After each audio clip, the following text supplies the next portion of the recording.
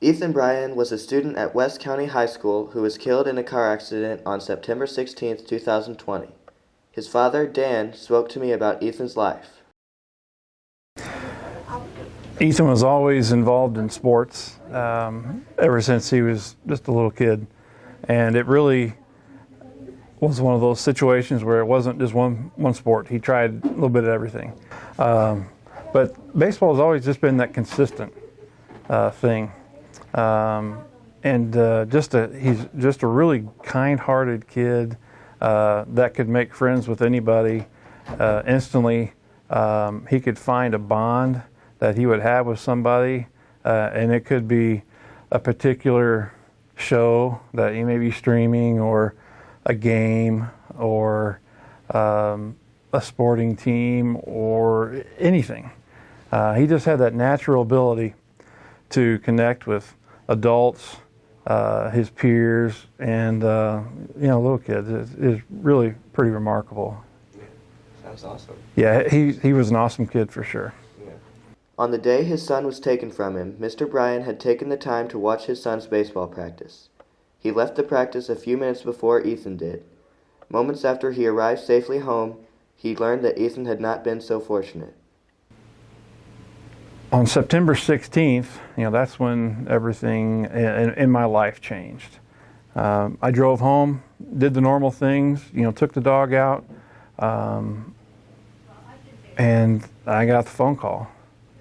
I got a call. It was my ex-wife, and she was crying and said, "Ethan's been in an accident." My first question was, where? How bad? So I instantly got back in the truck and headed that direction.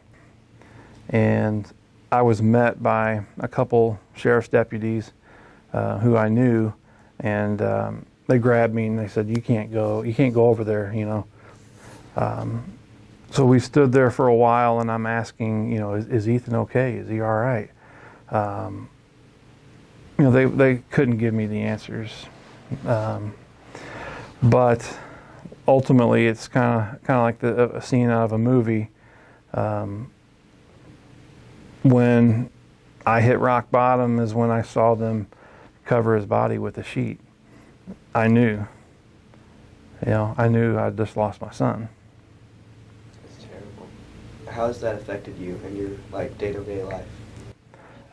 So I found myself in a really deep depression. I was in a real dark place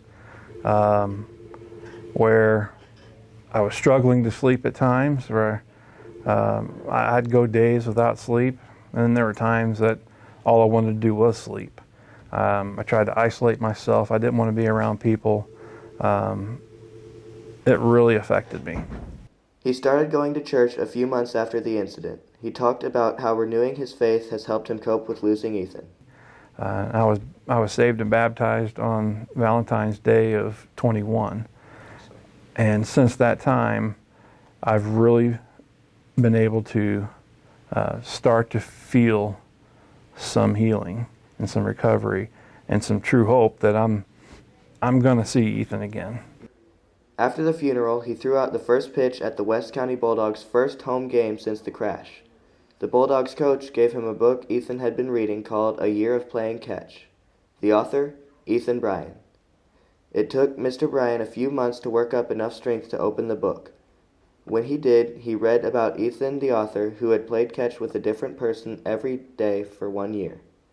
He had discovered that playing catch helped him to bond and connect with all kinds of people and create an instant connection. The story gave Bryan an idea to help heal the pain he was suffering and to honor Ethan. And I remembered in the book there was a card, and I emailed Ethan, the author, a couple times. But I thought, what, I'm calling him. So my entire ride home from the restaurant to my house, Ethan and I talked. And I shared my experience. And I asked him for permission to use his concept of his experiment.